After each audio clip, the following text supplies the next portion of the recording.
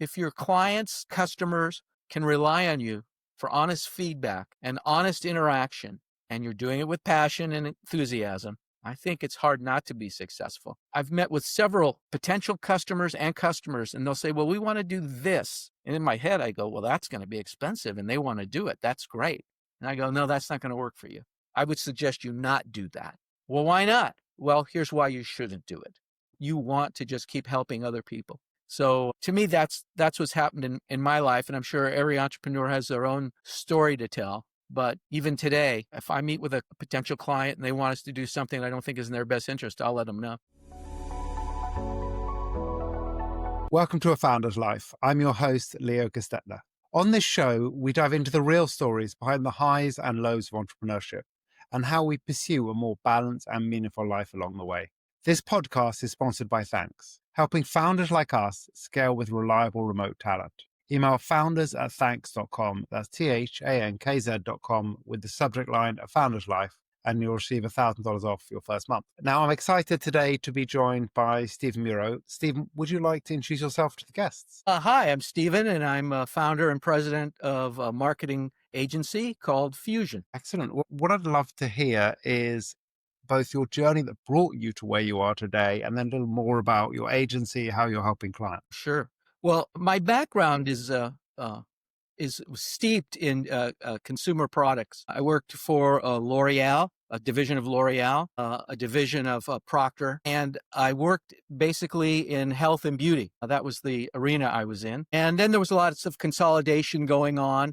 And I realized instead of being a VP of marketing, I was a VP of letting people go. And I love marketing. So I said to myself, I think it's time to do my own thing. So in 1997, I started Fusion Marketing and started working a little bit in health and beauty. But shortly thereafter, I got involved with the produce industry. That's basically fruits and vegetables and fresh foods that they sell at the grocery store. And that sort of took on a life of its own. And today, that's really where we're at, is in that space. And I couldn't be happier marketing things that are good for people, healthy for people. That leads well into health, but we'll get there in a second. So talk to us about what family means to you. Well, gosh, isn't that everything? And there's a couple different families, right? There's my family, like my wife and my 3 sons, and watching them on their journey because they're adults, and watching them open their own companies and things like that is very exciting. And that's the best gift you could get at the holidays, is being with your family. But the other family is my work family. And I feel just as close to them almost as my other family. I have lots of younger people working with me. They're starting their families. I think it behooves me to make sure that they're doing well, that they are being successful. And I try to do everything I can to help them achieve their dreams. The old pay it forward kind of mentality, I guess you'd say. And how about health? How does health look for you? Health is good for me, knock on wood. I've been fortunate. I had an operation when I was 6 to have my tonsils out, and that's the only medical emergency I've ever had. So I feel very fortunate that I've been relatively healthy. I get an occasional cold or something like that, like lots of people do, but have not had any significant incidences of anything. And I sort of contribute that to a few things. One is genetics. One is also trying to eat a well-balanced meal with lots of plant-based foods. And then the other is exercise. My whole life, I've always been into cycling. And so from the time I was 12 or 13, I would cycle to school and back. As I got older and got married, I'd buy bikes for my kids, and they would jump on their bike, and we'd do a 60-mile bike ride. And that's always what we've done. And so all of my children are into that sort of sport as well. So health, yeah, it's important. It's important for everybody, right? If you don't have your health, what do you have? So very true. Are you out there doing centuries with your kids? Never a century with my children. No, 60 was about the most. But when I was doing it, they were only like 11 or 12 years old. So 60 miles was a long way for them. I mean, they really, and lots of hills. So being in California, there's lots of hills. So never just a flat ride. If it was a flat ride, it would be easy to do a century. But when you're climbing half the time and then descending the other half, it can be kind of exhausting. That's true. You can always make it 62 miles and call it a metric century. That's right, metric 100. What do you, biking, I guess, part of it, but what do you like to do for fun? For fun. Well, as you and I had discussed earlier, I'm into like old high tech things, old computers, things like that. I have an avid love of old vehicles. So I have a few old cars and a few old motorcycles, and I love working with them and taking them out for a ride. Because, today's cars, they're beautiful and they're great and they do everything, including drive themselves. But it's not much of a driving experience when you're isolated from the world. And these older cars, you're definitely not isolated. You feel every bump. You have to roll down the window if it gets hot. So it's a totally different experience. So I love that. And I like going to movies too. I like seeing movies. So Lovely. yeah. I like a nice car, as in, I'm not into super fancy cars, but I do like something that's comfortable. And I actually quite like a car that pretty much drives itself. I'm not a big driver. I used to have someone I know who was a director of one of our companies, and he had a lovely old, I think it was an old Mercedes, but really old one. And what he'd done, he'd made two subtle changes. One was he actually had installed air conditioning, Oh, wow. but he hadn't changed it. He literally, you could flick a switch, which enabled the air conditioning. It looked like an old fashioned switch, but he'd actually put air conditioning in. And the second thing was he'd put in a modern radio, but he'd kept the faceplate from the old one and it magnetically attached in front of it. So it could still look like the original, but a couple of subtle changes that allowed for a slightly more luxurious Yes, version probably of, Bluetooth and other things, right? Yes, I love that. That's fun to do.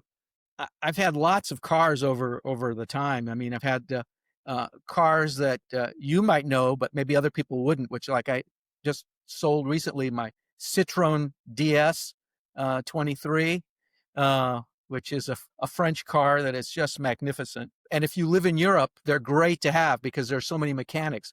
I live outside of Los Angeles, and in all of Southern California, there's two mechanics, and they're both older than me. So you have to get something that's a little more practical, I'm afraid. But you cycle through the cars. My favorite one, though, is I've got a 1963 Volkswagen that I bought when I was in high school, and I still drive it.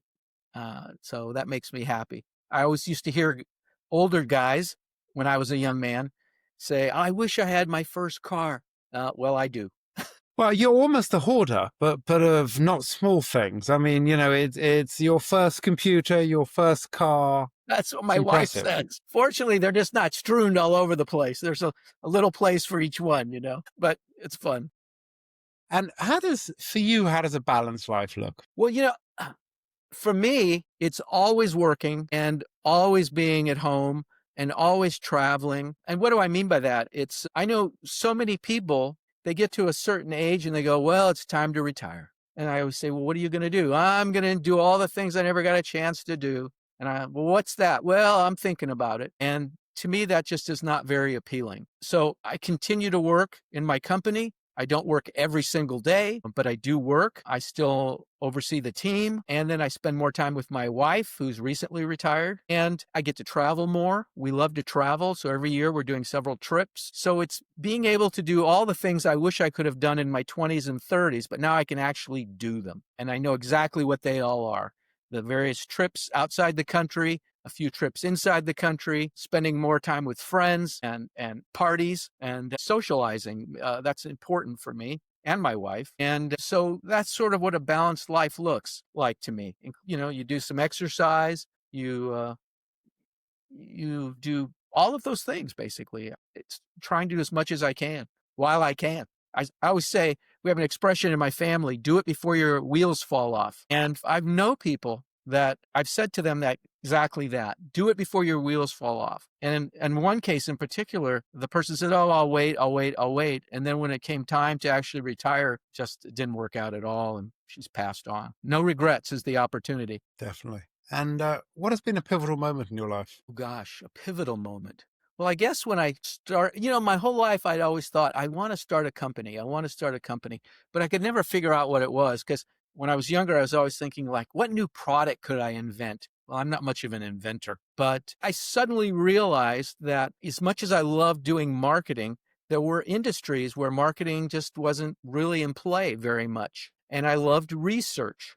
That's one of our main attributes at Fusion is we do this research, and then we turn that research into marketing communications, and we help the company that we did it for publicize their research and their findings. So suddenly I realized, hey, there are industries that don't do this, and that's sort of why I got into the produce industry, is because at the time people only thought of sales more than marketing in that industry. And when we started bringing more sophisticated research and communications, they glommed onto us and we glommed onto them. And so I guess it's that founding of the company is a pivotal moment in terms of business, in terms of personal life, meeting my wife. Gosh, her name is Adelaide.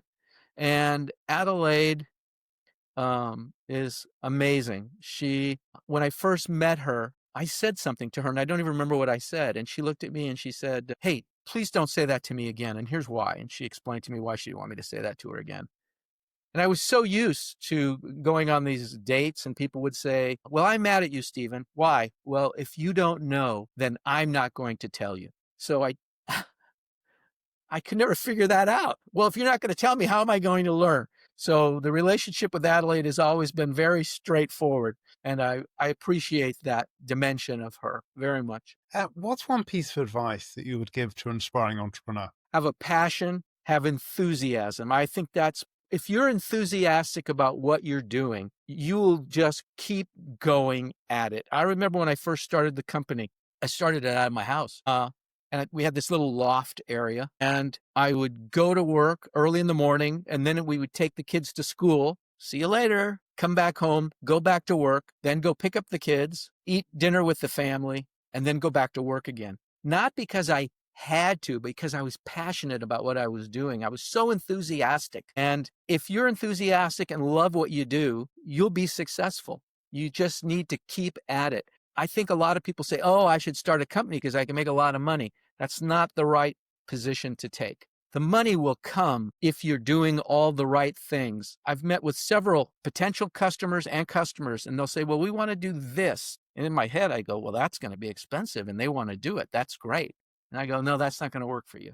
I would suggest you not do that." Well, why not? Well, here's why you shouldn't do it. So you have to be, if your clients, customers can rely on you for honest feedback and honest interaction, and you're doing it with passion and enthusiasm, I think it's hard not to be successful. You want to just keep helping other people. So to me, that's what's happened in my life. And I'm sure every entrepreneur has their own story to tell. But even today, if I meet with a potential client and they want us to do something I don't think is in their best interest, I'll let them know. That's good to hear. And how can people find you? Well, on the internet, which is gowithfusion.com. Gowithfusion, FUSION.com. And you can read about us and see what we do. And if anybody out there, I'm not looking for you to say, "I want to be in your industry," or "I want to use your services." If there's any entrepreneurs out there that just want some feedback on what they're doing, I'm happy to talk to them.